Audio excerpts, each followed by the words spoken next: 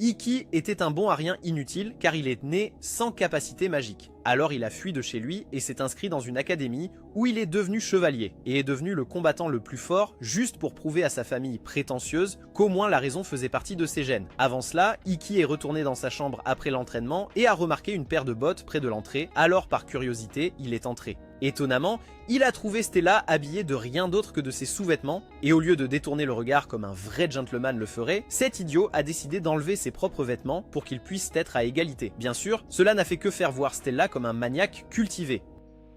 Finalement, il s'est retrouvé dans le bureau du président avec l'empreinte de la main de Stella sur sa joue, tandis qu'elle le réprimandait pour avoir pensé avec sa petite tête au lieu de son cerveau. Elle lui a demandé de s'excuser pour son comportement inapproprié, alors il l'a fait et a même proposé à Stella de faire ce qu'elle voulait de lui. En réponse à sa demande, Stella lui a demandé de se suicider s'il voulait qu'elle lui pardonne, mais il a refusé. Cela l'a mise en colère car elle n'en revenait pas qu'il ait osé la refuser après ce qu'il avait fait. Avant qu'il puisse réagir, elle a libéré son énergie magique sous forme de flamme et a essayé de le transformer en steak à point. En s'approchant de lui, elle s'est plainte qu'il était entré dans la chambre de quelqu'un d'autre sans permission et qu'il regardait honteusement son corps sans intrigue comme le sale dégénéré qu'il était. Puisant dans sa raison intérieure, Iki lui a dit qu'il l'avait regardé fixement parce que sa beauté l'avait captivé. Ces mots semblaient fonctionner car Stella s'est arrêtée sur place, le visage aussi rouge qu'un camion de pompiers, car elle se sentait gênée. Il lui a ensuite dit que la chambre était la sienne, ce qui l'a rendue en colère à nouveau. Mais avant qu'elle ne puisse faire quoi que ce soit, le président est revenu. Elle les a informés qu'ils allaient être colocataires, ce qui les a tous les deux choqués. Iki a demandé pourquoi Stella, qui était une étudiante de rang A, partageait une chambre avec un étudiant de rang F comme lui. Il se trouve qu'Iki avait redoublé l'année car il avait les notes les plus basses, aussi bien dans les cours physiques que magiques. Cela lui avait valu le surnom de pire, que tout le monde le considérait comme le plus faible de l'école. Le président leur a également dit que s'ils avaient des problèmes à être colocataires, ils pourraient abandonner. Alors Stella a donné à Iki un tas de règles à suivre s'il acceptait de rester. Iki n'avait pas l'air de les aimer, et ils ont rapidement commencé à se disputer. Alors le président a suggéré qu'ils fassent un faux combat pour régler le problème. Elle a dit que le gagnant aurait le droit de décider des règles de la chambre, alors ils ont accepté. Eh bien, Stella n'a accepté qu'à condition que le perdant se soumette au gagnant pour la vie, parce qu'elle était sûre de gagner. Quand ce fut l'heure du combat, ils se sont rencontrés dans l'arène et après que le président leur ait rappelé les règles, le match a commencé. Serre ma volonté, le vite. Venez à moi, Intis. Stella n'a pas perdu de temps pour foncer sur Iki, mais il a esquivé son attaque. Cela n'a pas arrêté Stella qui a continué à l'attaquer. Mais à sa grande surprise, Iki a continué à parer ses attaques. Il a même salué son maniement de l'épée, disant qu'il pouvait voir qu'elle avait passé du temps à s'entraîner. Stella lui a dit de ne pas être présomptueux, car un imbécile lent comme lui ne pourrait jamais comprendre son style de combat. Iki lui a déjà dit qu'il l'avait déjà compris, et pour le prouver, il a commencé à l'attaquer en utilisant son propre style. Stella a été prise au dépourvu et a exigé de savoir comment il faisait cela. Alors il a expliqué que c'était une technique à lui appeler vol de l'âme. Ensuite, elle a décidé d'essayer une autre technique, mais Iki l'avait vu aussi et a réussi à contrer ses coups. Juste au moment où il semblait avoir gagné le match en la coupant, il a réalisé que la capacité magique de Stella empêchait sa lame de la blesser. Agacée à l'idée d'être sur le point d'être vaincue par un faible certifié, Stella décida d'utiliser sa capacité magique pour mettre fin aux choses, sachant très bien qu'Iki était incapable d'utiliser des capacités magiques. Cependant, elle n'avait aucune idée qu'il possédait une capacité cachée appelée Ito Ashura qui lui permettait de se déplacer si rapidement qu'on aurait dit que Flash était dans la pièce. En utilisant ce coup, Iki porta un coup final à Stella, remportant un match pour la première fois de sa vie pathétique et misérable.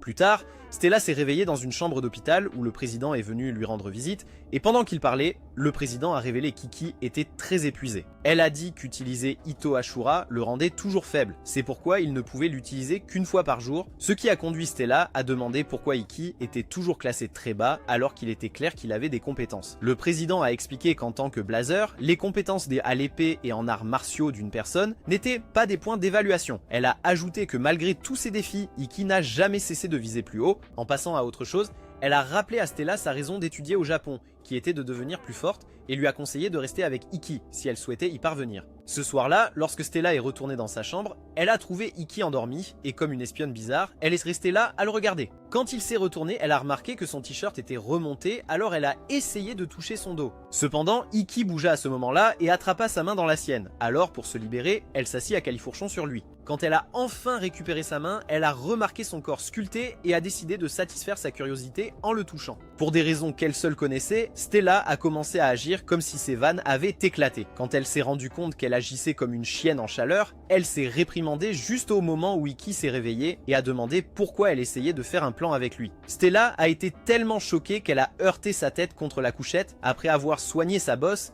Stella s'est excusée auprès d'Ikki de l'avoir jugée comme tout le monde et a accepté sa défaite. Quand Ikki a évoqué la question du perdant se soumettant au gagnant, Stella est devenue gênée et lui a dit qu'il pouvait faire ce qu'il voulait d'elle car elle était sa servante. Ikki a juste ri de l'esprit mal tourné de Stella et lui a dit que tout ce qu'il voulait, c'était qu'ils s'entendent bien comme colocataires. Alors elle a accepté. Le lendemain à l'école, Yuri, leur professeur principal, les a informés sur les matchs inter-écoles que le président avait déjà mentionnés commenceraient la semaine suivante. Yuri a informé sa classe que le calendrier des matchs leur serait envoyé par email et a dit qu'il y aurait un total de 10 matchs avec chaque match se déroulant tous les 3 jours. Alors qu'elle s'adressait encore à la classe, elle a soudainement commencé à vomir du sang et a dû être emmenée à la clinique par Stella et Ikki. Donc elle les a remerciés de l'avoir aidée après avoir assuré à Stella que c'était une occurrence normale pour elle de vomir du sang régulièrement. Après qu'ils aient quitté la clinique, Ikki a été approché par un de leurs camarades de classe qui était un peu trop tactile avec le confort de Stella. La fille s'est présentée comme Kagami et a dit à Ikki qu'elle était fan de lui car elle avait vu sa performance lors de la bataille simulée avec Stella la veille. Elle lui a dit qu'elle voulait le présenter dans le journal de l'école en pressant ses formes généreuses contre son bras, rendant Stella jalouse. Après qu'elle soit partie, Ikki s'est excusé auprès de Kagami et a couru après Stella. Mais avant qu'il ne puisse l'arrêter, il a entendu la voix de sa sœur, alors il s'est retourné pour voir d'où elle venait. Quand il l'a aperçue, il a crié son nom, Shizuku, et elle s'est approchée de lui. Mais avant qu'il ne puisse terminer ce qu'il lui disait, elle l'a embrassé. Ikki, 3, oh! Choquant tout le monde autour d'eux, y compris Ikki. Et tandis que Stella exigeait de savoir ce qui se passait, Kagami prenait des photos pour le journal. Finalement, Shizuku s'éloigna de son frère stupéfait en disant qu'il lui avait beaucoup manqué. Et quand Stella demanda pourquoi elle avait embrassé son frère, Shizuku répondit que c'était un profond signe d'affection entre frères et sœurs. À ce moment-là, Stella était sûre que Shizuku avait besoin de consulter un psy et elle lui a dit qu'il était inapproprié pour des frères et sœurs de s'embrasser. Shizuku l'ignora et dit à Ikki qu'elle ne s'opposerait pas s'il insistait pour qu'ils aient une séance d'entraînement intense pour se familiariser à nouveau. Stella tira immédiatement la fille délirante d'Ikki et lui reprocha d'agir comme si c'était normal pour les sœurs de s'entraîner régulièrement ensemble. L'intervention de Shizuku a agacé Shizuku qui lui a dit de ne pas se mêler de leurs affaires, mais Stella a soutenu que tout ce qui concernait Ikki la concernait. Shizuku a demandé pourquoi, alors Stella a répondu furieusement qu'elle était la servante d'Ikki, instruisant tout le monde. Kagami était tellement excitée par le dernier potin juteux qu'elle venait d'obtenir pour son journal, mais Ikki l'a assuré que ce n'était pas vrai. Cependant, Stella a insisté que c'était bien le cas et a même laissé entendre qu'il lui avait demandé de faire des galipettes avec elle. Ikki a dit à Stella d'arrêter de laisser son monstre hormonal contrôler sa façon de penser, mais avant qu'elle ne puisse répondre, Shizuku a exigé de savoir si ce que Stella avait dit était vrai. Il a essayé d'expliquer que Stella interprétait mal ses mots, mais Shizuku avait déjà perdu toute raison. Elle a promis à Ikki qu'elle le libérerait des griffes de la séductrice immorale et a invoqué son arme. Stella a fait la même chose et s'est moquée de Shizuku pour posséder une arme qui correspondait à la taille de ses étagères de bibelots. Shizuku a rétorqué qu'il valait mieux être construit comme une piste d'atterrissage que d'avoir une plus grosse poitrine et pas de neurones. Les deux filles ont discuté un peu avant de s'attaquer mutuellement et de détruire l'endroit où elles s'étaient battues. Leurs actions ont conduit à ce qu'ils soient punis par le président en nettoyant toutes les toilettes pour femmes, car il était interdit de se battre en dehors des zones désignées. Après avoir terminé leur punition, les deux filles décident de rentrer chez elles, mais finissent par se disputer à nouveau. Stella a dit à Shizuku qu'elle était folle de vouloir faire des choses osées avec son frère, mais Shizuku a rétorqué que Stella ne comprendrait jamais le lien entre frères et sœurs. Stella a insisté pour qu'elle donne un exemple de ce soi-disant lien, mais Shizuku a dit qu'elle ne comprendrait jamais ce que son frère ressentait. Elle a ensuite laissé échapper que leur famille avait traité Ikki comme s'il n'existait pas toute sa vie et est partie avant que Stella puisse l'interroger. Stella pensait sans cesse à ce que Shizuku lui avait dit quand Ikki s'est approché d'elle et lui a demandé ce qui n'allait pas. Elle lui a ensuite demandé ce que Shizuku lui avait dit, alors il a décidé de lui expliquer les choses en espérant qu'elle comprendrait. Il lui a dit qu'il était né dans une famille qui avait produit des blazers talentueux au fil des ans. Cependant, lorsqu'ils ont réalisé qu'il n'avait aucun pouvoir magique, ils l'ont traité comme un meuble indésirable. Finalement, il en a eu assez de leur mauvais traitement, alors il s'est enfui, mais ce jour-là, il a été pris dans une tempête de neige et a pensé qu'il allait mourir. Juste au moment où il était sur le point d'accepter son destin, il a été abordé par son arrière-grand-père qui lui a dit de ne pas abandonner. Le vieil homme lui a dit de ne pas laisser le rejet de sa famille l'empêcher de devenir grand, alors il a décidé de devenir comme lui. Ikki a dit que puisque sa famille a refusé de l'entraîner, il s'est toujours entraîné seul et a réussi à s'inscrire à l'académie. Malheureusement, ils ont refusé d'accepter qu'un bonarien comme lui puisse devenir chevalier, alors ils ont rendu les choses plus difficiles pour lui. Ils se sont assurés que l'ancien président a appliqué une règle qui ne permettait qu'à ceux ayant des capacités magiques d'assister aux cours, afin qu'Ikki ne puisse pas obtenir son diplôme. Cependant, leur plan sournois ne l'ont pas détourné de son rêve de devenir chevalier. Alors il a tenu bon. Il a dit à Stella qu'il continuerait à se battre pour leur prouver qu'il n'était pas un bon à rien en devenant chevalier. Quelques jours plus tard, après que Stella et Ikki aient terminé l'entraînement, elle lui a dit que son premier match intra-école avait été décidé. Quand elle lui a dit qui était son adversaire, Ikki a essayé de lui donner des informations à son sujet, mais Stella a dit qu'elle voulait y aller à l'aveugle. Le moment d'après, la cloche a sonné, signalant le début des cours, alors Ikki s'est levé pour partir. Stella ne l'a pas suivi, alors quand il s'est retourné pour voir pourquoi, elle a essayé de l'inviter à sortir pour un date, mais son téléphone a bipé à ce moment-là, pensant que c'était des informations sur son adversaire. Cependant, il s'est avéré que c'était un message de Shizuku lui demandant d'aller faire du shopping avec lui le lendemain. Stella était contrariée que le sale gamin l'ait devancé pour inviter Ikki à sortir et n'était pas contente quand il a répondu par message qu'il irait. Comme prévu, Stella a accompagné Ikki lors de son voyage de shopping avec Shizuku car elle ne voulait pas qu'il passe du temps seul avec Shizuku. Shizuku a quant à elle souligné que Stella se mêlait encore une fois de choses qui ne la concernaient pas. Alors que les deux filles s'affrontaient dans un concours de regards, Ikki remarqua le gars debout à côté de Shizuku et demanda qui il était. Le gars se présenta comme Alice, le colocataire de Shizuku, et dit que Shizuku l'avait invité. En se promenant dans le centre commercial, Stella remarqua que Shizuku et Ikki se tenaient par la main, alors elle se plaignit. Samika uswa andi uta usulat sisto sikan la ubus ni kushwa amu kisiko suranush sutia ou kaubuju kwa umumsvidia usutakurin gaoneimuk.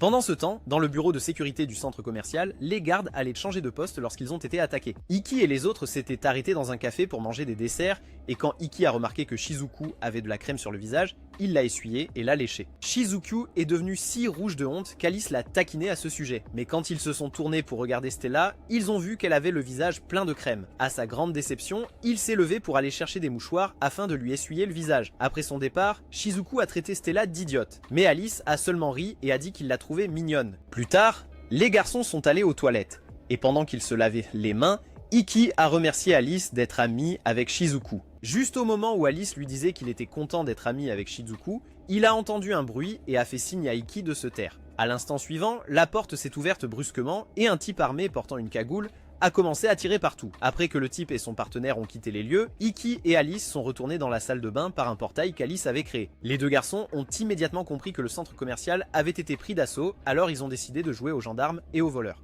Alice a invoqué son arme qui lui permettait de manipuler les ombres, et l'a utilisée pour ouvrir un portail.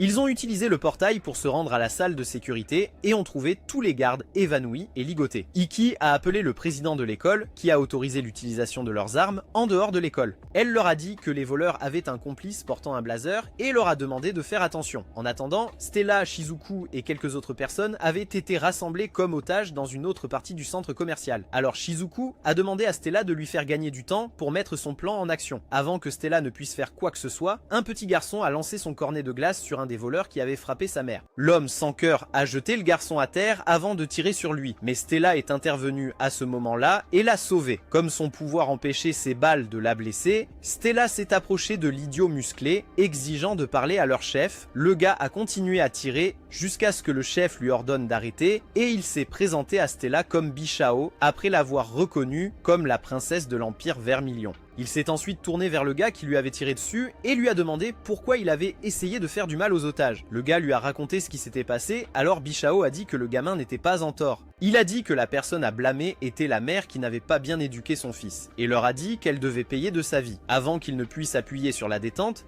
Stella l'a attaqué et a réalisé trop tard qu'il l'avait piégé pour qu'elle le fasse. Juste avant que sa lame ne le touche, il a absorbé son attaque de feu avec sa main gauche et a contre-attaqué avec sa droite. La force a envoyé Stella à travers la pièce alors qu'il expliquait que sa bague lui permettait d'utiliser son pouvoir contre elle. Stella a essayé de le charger à nouveau, mais il lui a dit que si elle voulait sauver les otages, tout ce qu'elle avait à faire était de se déshabiller et de le supplier. Ikki, qui avait observé dans l'ombre, s'est agacé de la demande de Bichao. Il a essayé d'aller aider Stella alors qu'elle commençait à enlever ses vêtements, mais Alice l'a retenu en épinglant son ombre au mur. Lorsqu'il a exigé qu'elle le laisse partir, Alice lui a dit d'avoir un peu de confiance en Shizuku, car il savait qu'elle pouvait contrôler sa magie mieux que quiconque. Presque immédiatement, Shizuku a créé une barrière magique autour des otages en utilisant sa compétence de maîtrise de l'eau, ce qui a poussé les voleurs à ouvrir le feu sur eux.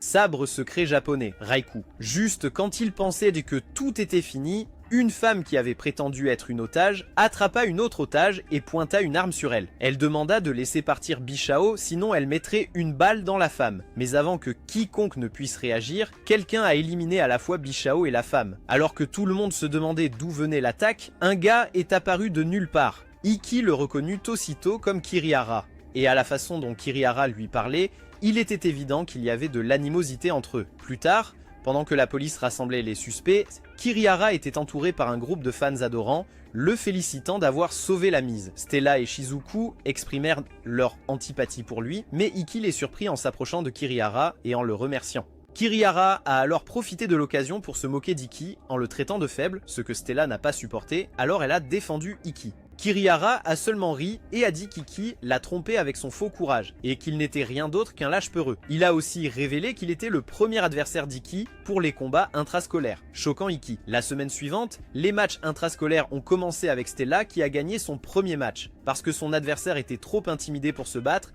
il a abandonné. Après le match, elle est retournée dans sa chambre et a trouvé Iki en train de regarder de vieilles vidéos des matchs de Kirihara. Il a admis qu'il les étudiait pour comprendre comment l'habileté de Kirihara, appelée zone invisible, fonctionnait. Ça marchait, c'était une technique qui non seulement masquait sa présence, mais l'aidait aussi à attaquer ses adversaires de n'importe où. Iki a dit à Stella que sa capacité de feu était la seule chose qui pouvait renverser la capacité de Kirihara, donc elle était probablement la seule personne qu'il ne combattrait pas. D'un autre côté, il serait une cible facile dans son combat contre Kirihara, mais il lui a assuré qu'il ferait en sorte de gagner le match. Plus tard, Iki est allé faire un jogging et est tombé sur Alice, qui lui a demandé ce qui s'était passé entre lui et Kirihara dans le passé. Iki a expliqué que Kirihara s'était pris d'une obsession pour lui pendant sa première année à l'académie. Il a dit que Kirihara avait essayé de le provoquer pour qu'il se batte avec lui afin qu'il puisse être expulsé.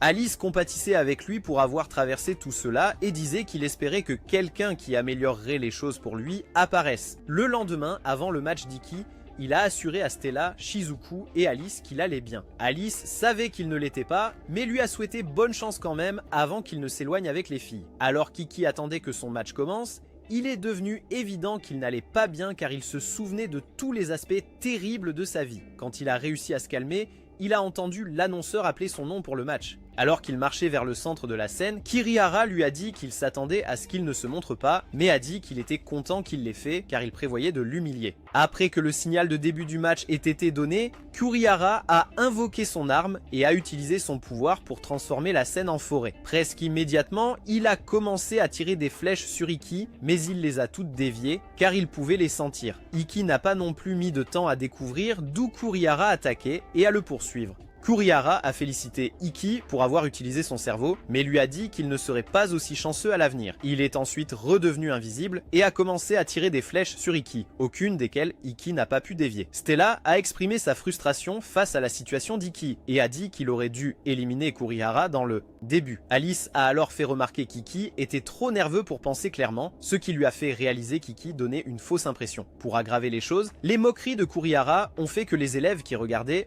ont commencé à se moquer d'Iki. Stella s'est mise en colère en les écoutant rabaisser Iki. Alors, elle a crié de toutes ses forces et leur a dit de mettre leurs opinions là où je pense. Elle a aussi dit qu'ils n'avaient pas le droit de se moquer de l'homme qu'elle aimait et a dit à Iki d'arrêter de laisser une imitation de Green Arrow lui enlever sa fierté. Dès qu'Iki a entendu ces mots, il s'est relevé et lui a donné un coup de poing au visage avant d'activer Eto Shura. Kirihara, qui n'avait pas encore réalisé qu'il était en danger, a traité Ikki d'idiot pour s'être énervé à cause des paroles de Stella. Mais Ikki a prouvé qu'il était meilleur que lui en attrapant la flèche suivante que Kurihara lui a tirée, ce qui l'a surpris. C'est à ce moment-là que Kurihara a su qu'il était fichu, car le lâche sans courage a commencé à paniquer en tirant sur Ikki. Ikki, quant à lui, était aussi calme qu'une rivière et a facilement dévié toutes ses attaques. Réalisant qu'il était sur le point de perdre, Kurihara a essayé de faire un Tok no Jutsu et de convaincre Ikki de l'épargner. Ikki l'a ignoré et s'est avancé pour porter le coup final, mais a réussi à empêcher sa lame de poignarder Kurihara, qui s'est évanoui sous le choc. Après qu'Ikki ait été déclaré vainqueur, il s'est évanoui d'épuisement et s'est réveillé plus tard à la clinique avec Stella à ses côtés. Après quelques moments maladroits, tous deux ont avoué leurs sentiments l'un pour l'autre et ont promis d'améliorer leurs compétences jusqu'à ce qu'ils puissent s'affronter au tournoi de l'escrime des 7 étoiles. 2 semaines après sa première victoire, Ikki a continué à gagner tous les autres matchs auxquels il a participé, se faisant de nombreux fans. Kagami était l'une d'elles et elle a supplié Ikki de leur enseigner l'art de l'épée, disant qu'il était le meilleur dans ce domaine. Stella les regardait avec jalousie, mais ne disait rien, car elle ne voulait pas être connue comme la petite amie collante, même si on aurait dit qu'elle voulait arracher les cheveux de Kagami. Certains étudiants masculins qui observaient aussi les interactions d'Ikki et Kagami n'ont pas caché leur haine pour Ikki, maintenant qu'il devenait populaire. Le lendemain, pendant qu'Ikki et les filles avaient à leur première séance d'entraînement, ses détracteurs les ont approchés et ont essayé de l'attaquer. Ikki n'a même pas transpiré en les battant facilement. Alors les garçons ont supplié son pardon et ont admis qu'ils étaient jaloux. Ils ont dit qu'ils détestaient le fait qu'un imbécile moche et sans charme reçoive toute l'attention qu'ils souhaitaient avoir et l'ont supplié de les entraîner. Ikki était d'accord. Et pendant qu'il s'entraînait, Stella a demandé comment il avait réussi à rassembler plus de monde. Ikki a dit qu'il était content de pouvoir les aider, même s'ils avaient tous des capacités qui surpassaient les siennes. Pendant qu'il parlait, elle a essayé de trouver une excuse pour lui donner une bouteille d'eau, mais Shizuku l'a devancé et lui a donné une canette de jus. Pendant qu'il la buvait, elle a taquiné Stella à propos des bouteilles d'eau, donc Stella a menti en disant qu'elles étaient pour elle et s'est forcée à les boire. Shizuku a ensuite insisté pour qu'Ikki l'entraîne également, ce qui a rendu Stella jalouse. Alors elle a fait la même demande. Cependant, la réponse d'Ikki a clairement indiqué qu'il n'était pas intéressé à l'enseigner, donc elle est partie ennuyée. Alors qu'elle traversait le campus en insultant Ikki, elle a croisé Alice qui lui a demandé si elle avait vu Shizuku. Elle lui a répondu que la petite garce plantait ses crocs dans son homme, utilisant l'entraînement comme excuse. Quand elle a remarqué le jeu vidéo qu'il tenait, il lui a dit que Kagami le lui avait donné. Plus tard dans la journée, Stella était assise dans sa chambre à jouer au jeu de simulation qu'elle avait pris à Alice. Comme elle et Ikki n'avaient pas fait des choses que les couples font ensemble, elle décida de vivre son fantasme à travers le jeu. Cependant, Ikki a choisi ce moment pour revenir, la prenant complètement au dépourvu et lui faisant peur. Elle a réussi à détourner son attention de la télévision et lui a demandé pourquoi il était rentré tard, alors il lui a dit qu'il avait prévu d'aller à la piscine avec les autres. Quand il a demandé si elle voulait venir avec eux, elle lui a dit que cela ne servait à rien puisqu'il ne voulait pas l'entraîner aussi. Ikki a dû expliquer qu'elle était à un niveau bien supérieur au sien et a dit qu'il n'avait rien à lui apprendre. À la piscine le lendemain, pendant qu'Ikki expliquait à ses étudiants fidèles ce qu'il fallait faire, Stella essayait de faire quelques exercices par elle-même. Cependant, elle a failli se noyer lorsque Kagami lui a demandé à l'improviste si elle et Ikki avaient dépassé le 2e palier. Stella a nié être en couple avec Ikki, alors Kagami lui a dit qu'elle allait tenter sa chance et le rendre sien. En entendant cela, Stella a crié comme une banshee, disant à Kagami de ne pas draguer son homme. Kagami a juré de garder son secret jusqu'à la tombe, mais a demandé à Stella de lui raconter tous les détails croustillants sur sa relation avec Ikki. Stella a ensuite révélé qu'un vieux couple marié avait plus d'action qu'elle. Kagami n'en revenait pas et a demandé à Stella si elle avait déjà dit à Ikki ce qu'elle attendait de lui. Stella a dit qu'elle ne voulait pas avoir l'air d'une fille désespérée et lui faire peur, mais Kagami l'a rassuré que ce ne serait pas le cas. C'est passé. Elle est ensuite partie en courant pour appeler Ikki, mais quand il est venu parler avec Stella, elle a mal interprété ses paroles et a pensé qu'il voulait rompre avec elle. Les deux idiots sans cervelle ont commencé à se disputer, mais ont finalement fait savoir qu'ils souhaitaient faire des choses que les couples normaux faisaient ensemble. Après s'être mis d'accord pour faire fonctionner leur relation, ils se sont embrassés.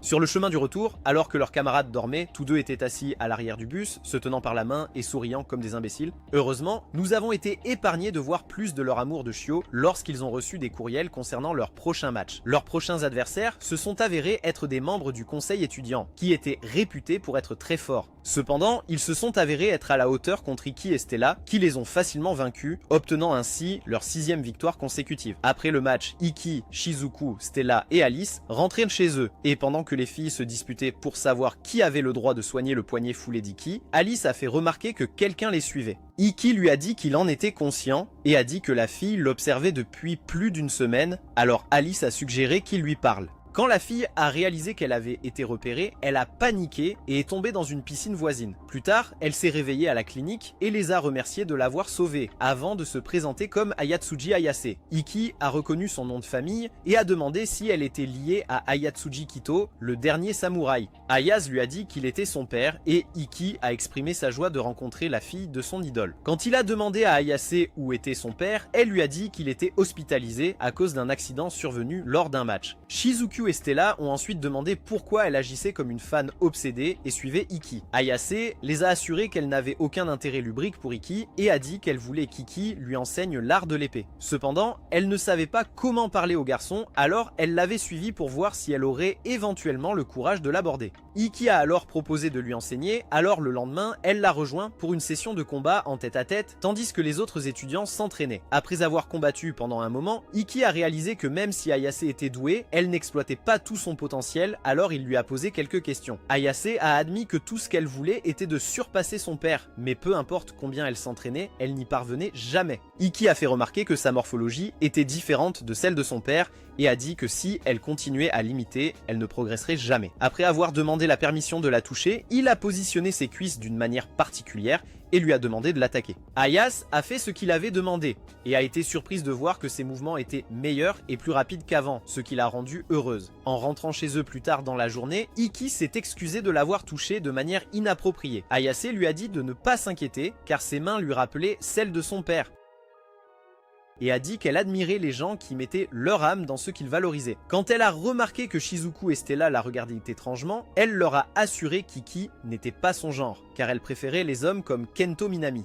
Elle a ensuite dit à Iki qu'elle était sûre que s'entraîner avec lui garantirait une place dans le prochain tournoi. Le lendemain après l'entraînement, Iki, Stella et Ayase sont allés au restaurant parce qu'Ayase voulait les remercier de l'avoir aidé. Pendant qu'ils étaient là, un groupe de délinquants est entré dans le restaurant et Ayase s'est figé visiblement lorsqu'ils lui ont parlé. Décidant d'être son chevalier blanc en armure brillante, Iki leur a dit de partir car il mettait Ayase mal à l'aise. Leur chef, Kuraudo, a fait remarquer qu'Iki était un épéiste. Et après lui avoir servi un verre, il a écrasé la bouteille sur sa tête. Stella s'est levée rapidement, mais Iki lui a dit de ne rien faire, ce qui a agacé Kuraudo, alors il lui a craché au visage. Stella s'est énervée et a essayé de sortir son épée, mais Iki l'a arrêté en disant que c'était contre les règles de l'école de se battre. En public, finalement, Kuraudo et sa bande sont partis, et après qu'Iki ait nettoyé son visage, Stella a demandé pourquoi il n'avait pas esquivé l'attaque. Iki a souligné que cela aurait causé plus de problèmes pour eux, et il essayait d'éviter d'être expulsé pour des raisons futiles. Juste à ce moment-là, un gamin aux cheveux blancs a parlé à côté d'Ayase et a félicité Iki pour avoir évité une bagarre avec Kuraudo. Il a révélé que Kuraudo était le champion de l'Académie Tonryu et qu'il était un très grand tyran. Il a dit que Kuraudo était parmi les 8 premiers au tournoi d'escrime des 7 étoiles qui a eu lieu l'année dernière. Donc Iki avait eu raison de ne pas l'affronter. Ces mots ont été soutenus par un fan inconditionnel de Bridgestone qui a dit que s'ils s'étaient battus, les choses se seraient mal passées. Stella a demandé à Iki qui ils étaient et il lui a dit qu'ils étaient membres du conseil étudiant de l'académie Agun. Après avoir quitté le restaurant, Iki et Ayase ont tous deux reçu des courriels les informant qu'ils se battraient lors du prochain match. Ayase est immédiatement parti après l'avoir lu sans dire un mot ni à Iki ni à Stella. Pendant les quelques jours suivants, Ayase ne s'est pas présenté à l'entraînement, et la veille de leur match, Iki a informé Alice qu'Ayase avait demandé à le voir. Alice a souligné que cela pourrait être un piège, mais Iki a insisté pour y aller. Il a rencontré Ayase sur le toit de l'un des bâtiments de l'école et elle lui a demandé ce qu'il ferait s'il était face à un adversaire qu'il ne pouvait pas vaincre. Iki lui a dit qu'il s'assurerait de se battre loyalement même s'il était en train de perdre. Ayase l'a traité d'idiot et a dit que si elle était à sa place, elle ferait tout pour s'assurer de gagner. En parlant, elle a déployé son arme et a tapoté le manche avec son doigt, ce qui a provoqué la déchirure du filet derrière elle. Avant qu'Iki ne puisse réagir, Ayase s'est jeté du toit, il n'avait donc pas d'autre choix que d'activer Etato Ohara. Il a réussi à la saisir en plein vol et s'est éloigné du bâtiment pour qu'il puisse tomber dans la piscine. Quand ils sont sortis, Iki a réprimandé Ayase pour avoir fait quelque chose d'aussi insensé, mais elle a révélé qu'elle lui avait fait utiliser Etato Ohara pour qu'il ne puisse pas l'utiliser pendant leur match. Après qu'elle les ait laissés seuls, Iki a réussi à traîner son corps faible jusqu'à sa chambre avant de s'évanouir sur Stella. Au matin, Iki s'est réveillé à la clinique, mais avant qu'il ne puisse expliquer ce qui s'était passé à Stella et aux autres, le président est entré. Elle les a emmenés à son bureau et a demandé à Ikki ce qui l'avait amené à détruire un bâtiment scolaire. Mais Ikki a refusé de lui donner les détails. Il lui a dit qu'il accepterait n'importe quelle punition qu'elle voudrait lui infliger et a demandé si elle pouvait lui en dire plus sur Ayase. Elle a ensuite sorti son dossier et expliqué qu'il y a 2 ans, le père d'Ayase a perdu un match contre Kuraudo. Cette défaite a conduit à son hospitalisation et Kuraudo a pris le contrôle de tout ce qu'il possédait. Après avoir quitté le bureau du président, Ikki et les autres se sont assis dehors et ils ont demandé à Ikki ce qu'il comptait faire pour le match. Il leur a dit qu'il affronterait Ayase de toutes ses forces car il ne comptait pas perdre le match. Shizuku a essayé de se plaindre, mais il l'a assuré qu'il irait bien et a demandé à Stella de l'accompagner quelque part avant le match. Quand l'heure du match est arrivée, Ikki a affronté Ayase sur le ring et a tenté de l'attaquer en premier. Cependant, avant qu'il ne puisse l'atteindre, elle a tapé son épée et il a été coupé par un tourbillon invisible. Avant qu'il puisse réagir, elle l'a refait, faisant se demander à tout le monde comment elle faisait cela. Ikki a finalement réalisé qu'elle avait rempli l'air de coups de katana, et en tapant sur son épée, elle les activait. Alice et les autres ont aussi compris ce qu'elle avait fait, et il a souligné que c'était contre les règles. Les règles. Shizuku a dit que si les officiels remarquaient, Asa serait disqualifié et Ikki gagnerait. Mais l'officiel en charge était Yuri, et il ne semblait pas qu'elle ait remarqué, alors Asa continuait d'attaquer Ikki. Elle l'a coupé avec sa lame et a utilisé son pouvoir pour ouvrir la blessure avant de décider d'en finir définitivement. J'ai utilisé mon pouvoir pour ouvrir cette blessure. Je l'ai eu. Ouf!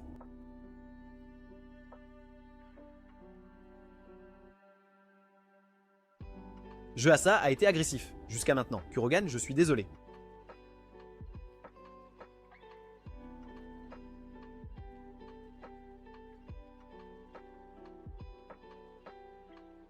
Il a été démontré qu'il avait demandé à Yuri de ne rien faire, même si elle remarquait les pièges que j'avais tendus dans la région. Il a dit qu'il voulait croire que Asa était vraiment une bonne personne et qu'elle agissait ainsi seulement à cause de ce que Kurao avait fait à son père. De retour au présent, il l'attaqua et elle essaya de l'arrêter en activant ses coupes de katana, mais Ikki les esquiva. Cela n'a fait qu'augmenter sa frustration, permettant à Ikki de la couper en utilisant une technique secrète appelée Shinkiro éteint. Alice et les autres ont réalisé qu'il avait mis son épée en mode illusion pour ne pas la blesser, et Asa a exigé de savoir pourquoi il refusait de la couper. Il lui a dit qu'il n'avait pas besoin de le faire, car elle ne pouvait plus se permettre de se battre. Asa a essayé de prouver qu'il avait tort, mais a découvert qu'elle ne pouvait pas bouger, et Ikki lui a dit que c'était parce qu'elle ne se battait pas avec la fierté d'un vrai épéiste. Asa a alors accepté sa défaite, et en pleurant, Ikki lui a promis de l'aider à récupérer tout ce qu'elle avait perdu. Le lendemain, Asa a pris Ikki et Stella au dojo de sa famille, et quand ils sont arrivés, ils ont rencontré les abrutis de sbires de Kuraos. Un peu plus tard, il est entré dans le dojo et a défié Kuraod à un duel à la place de Asa pour le dojo. Kuraod lui a dit qu'il devait prouver qu'il valait son temps s'il voulait qu'il le prenne au sérieux, alors Ikki a jeté les téléphones et les badges de ses amis devant lui. Cela intrigua Kuraod, alors il invoqua son arme et les deux commencèrent à se battre dans un combat intense. Kuraod était impressionné qu'Ikki ait pu suivre ses attaques et a essayé de l'attaquer par derrière. Ikki a immédiatement activé une vision parfaite et a pu éviter l'attaque, mais a presque été incapable d'esquiver la dernière attaque. Il a ensuite révélé que Kuraod avait pu vaincre le père d'Asa parce qu'il avait un temps de réaction rapide. C'est pourquoi, quand il a bougé, ceux qui regardaient ont pensé qu'il avait fait disparaître son épée. Kuraod lui a dit que savoir comment son pouvoir fonctionnait ne garantissait pas la victoire d'Ikki et a commencé à l'attaquer plus rapidement. Ikki a réussi à suivre et a même bloqué son attaque avec une garde régulière, alors Kuraod a augmenté sa vitesse. Cette fois, Ikki n'a pas pu suivre et aurait été gravement blessé s'il n'avait pas trébuché sur un tapis. Cependant, cela n'a pas suffi à l'arrêter, car Ikki a continué à se battre avec Kuraod et a même esquissé un sourire en le faisant.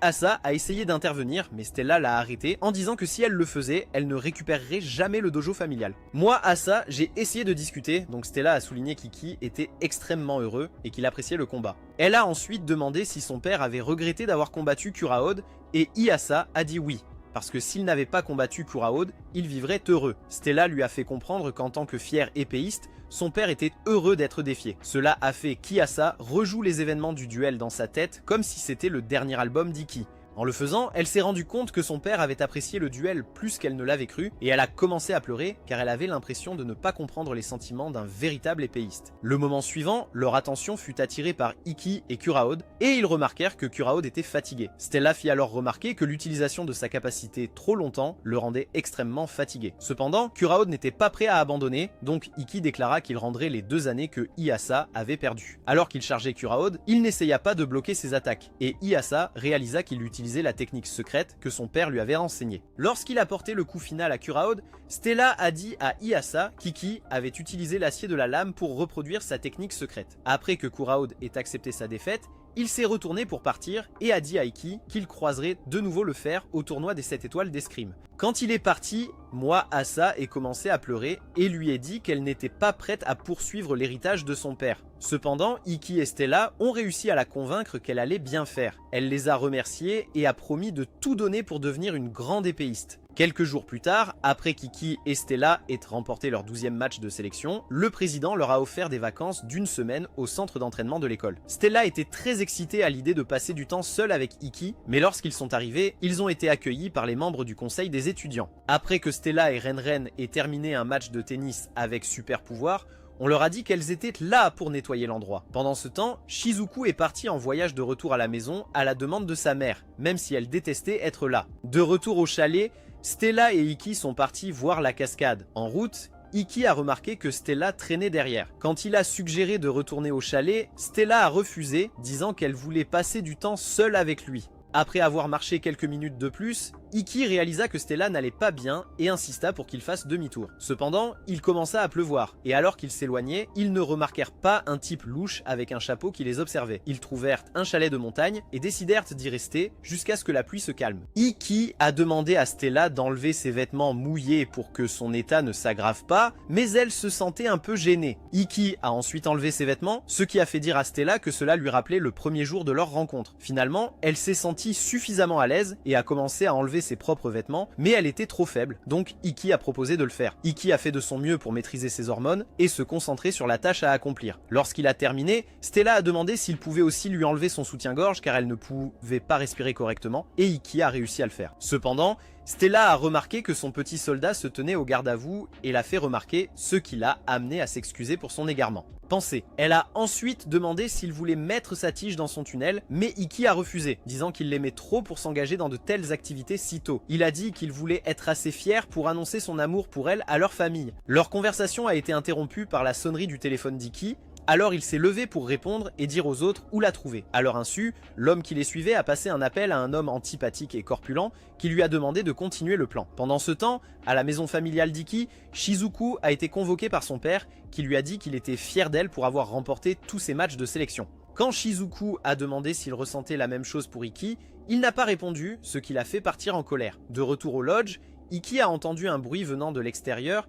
Il est donc allé enquêter et a découvert un golem. Il s'est rapidement précipité pour sortir Stella avant que le golem ne détruise le lodge. Ikki a gardé Stella à distance et a chargé le golem, mais il continuait de se réassembler et d'attaquer, lui. Lorsque les petits golems ont remarqué Stella, ils ont essayé de l'attaquer, mais Rinrin a utilisé sa super vitesse pour la sauver. Les autres membres du conseil étudiant sont rapidement arrivés et ont rejoint la bataille contre les golems. Cependant, ils continuaient à se reconstituer, et Misoji a souligné que le golem était contrôlé par un blazer utilisant un fil d'acier. Dès que les mots ont quitté sa bouche, la présidente du conseil étudiant, Tuka, est arrivée et a détruit le golem avec son pouvoir de foudre. Raikiri. Cela a également envoyé un choc électrique à l'imbécile contrôlant le golem. Au même moment, Shizuku a reçu un courrier électronique l'informant que son prochain adversaire était Tuka. Le lendemain du retour d'Ikki et Stella à l'école, ils ont retrouvé Alice et, après avoir discuté de l'attaque du golem, ils sont passés au prochain match de Shizuku. Il leur a dit qu'elle faisait un combat simulé avec un utilisateur de haut niveau de la foudre pour se préparer à son match contre Tuka. Stella a exprimé son inquiétude pour Shizuku car sa capacité à contrôler l'eau la rendrait vulnérable face à la capacité de la foudre de Tuka. Alice a assuré à son amie que Shizuku irait bien car elle pouvait créer de l'eau pure sans impureté, donc la foudre ne passerait pas. Ikki leur a dit qu'il voulait que Shizuku gagne, mais a ajouté qu'il ne voulait pas qu'elle se pousse trop juste pour battre Tuka. Plus tard, Stella est allée rendre visite à Shizuku et a laissé échapper qu'Ikki s'inquiétait pour elle, ce qui a choqué. Elle, quand elle était seule avec Alice, elle lui a dit que si c'était Stella qui affrontait Tuka, Ikki ne serait pas inquiet. Elle a dit que c'était parce qu'elle n'était pas encore assez forte pour être reconnue comme une chevalière. Cependant, elle a juré de devenir une chevalière digne de la reconnaissance de son frère et de s'assurer qu'elle pourrait se tenir fièrement à ses côtés. Quand le moment est venu pour le match de Shizuku et Tuka,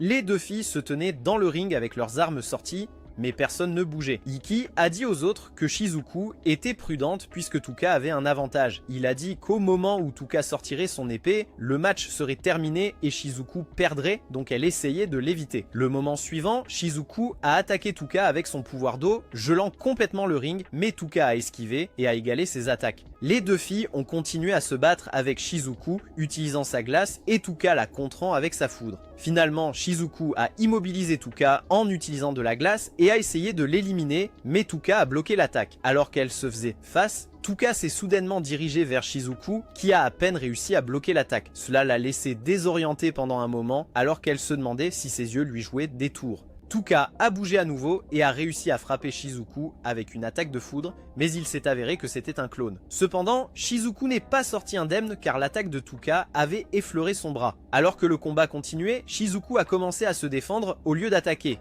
et le public a aussi remarqué qu'elle se déplaçait plus lentement qu'avant. Quand Ikki a essayé de l'expliquer aux autres, Sekio est apparu à côté d'eux et a dit que Tuka utilisait une ancienne technique d'arts martiaux appelée Nukiashi. Elle leur a dit qu'il s'agissait d'une combinaison de respiration et de pas et leur a montré un exemple en apparaissant soudainement derrière Stella et en la pelotant. Des intrigues. Le président est également arrivé et a déclaré qu'il n'y avait aucun moyen que Shizuku puisse vaincre Tuka. Mais Ikki a dit qu'elle pourrait si elle avait un atout dans sa manche. En entendant ces mots, Stella a crié des mots d'encouragement à Shizuku, qui ne les a acceptés que parce qu'elle voulait devenir chevalier comme Stella. Elle a alors recommencé à attaquer Tuka avec ses pouvoirs de glace. Mais Tuka a réussi à éviter d'être touchée avant de frapper Shizuku. Encore une fois, elle a réalisé que c'était un autre clone et s'est retrouvée à combattre plusieurs clones à la fois. Shizuku a ensuite profité de l'occasion pour créer une brume et a essayé de sortir Tuka, mais Tuka a vu à travers son attaque. Avant que Shizuku ne puisse réagir, Tuka a sorti son épée et a porté le coup final à Shizuku. Raikiri.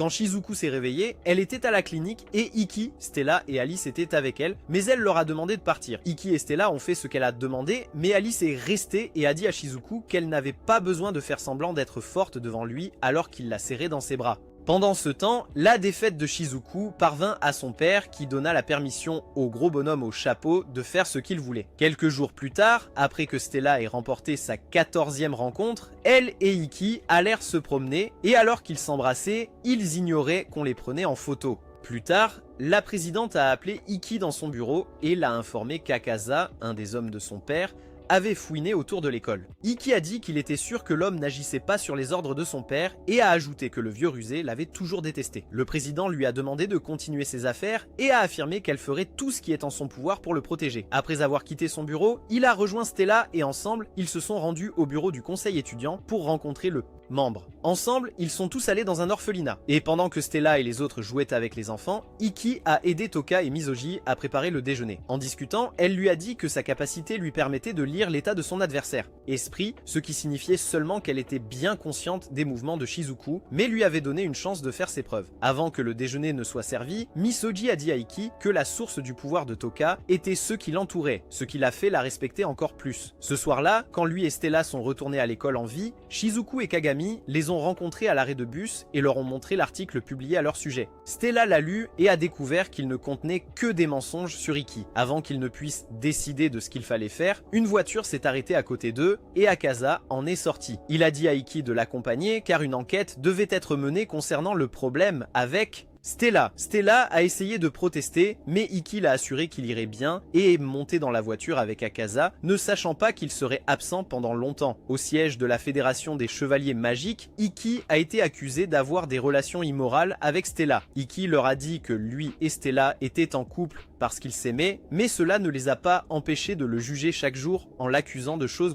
qu'il n'avait pas faites. Stella a continué à gagner ses matchs de sélection et Ikki a également été autorisé à le faire dans la cellule. Quelques jours après son emprisonnement injuste, Stella et les autres discutaient à la cafétéria. Quand Stella a commencé à se blâmer pour la situation d'Ikki, Shizuku l'a frappée avec un jet d'eau. Elle a dit à Stella que si elle voulait comprendre qu'Ikki essayait de la protéger, elle devrait lui pardonner. Cela a rappelé à Stella ce qu'Ikki lui avait dit dans le chalet de montagne, alors elle a décidé de continuer à travailler vers leur promesse. Elle a même demandé à Yuri de glisser une mèche de ses cheveux dans sa poche quand elle est allée officier son match. Plus tard, Ikki a demandé qu'il lui permette de parler à son père pour qu'il puisse plaider sa cause. Cependant, quand il s'est présenté devant l'homme, on lui a dit de ne rien faire car ils n'ont jamais cru qu'il vaudrait quoi que ce soit. C'est à ce moment-là qu'Ikki a réalisé que son père était en lice pour le pire père d'anime de l'histoire. Les mots de son père lui ont fait comprendre qu'il ne valait pas leur temps et cela lui a brisé le cœur. Après son dernier match de sélection, Akaza l'a informé que son dernier adversaire serait Toka et a dit que s'il perdait, il abandonnerait son rêve idiot de devenir chevalier. Le jour des matchs de sélection finale, on découvrit qu'Ikki n'était nulle part en vue, alors le président demanda à Akaza ce qui s'était passé. Akaza affirma qu'Ikki était déjà parti au moment où il avait envoyé des gens le chercher. Il leur dit de ne pas s'inquiéter car il était sûr qu'il arriverait tôt ou tard, mais précisa qu'il ne pouvait pas en être certain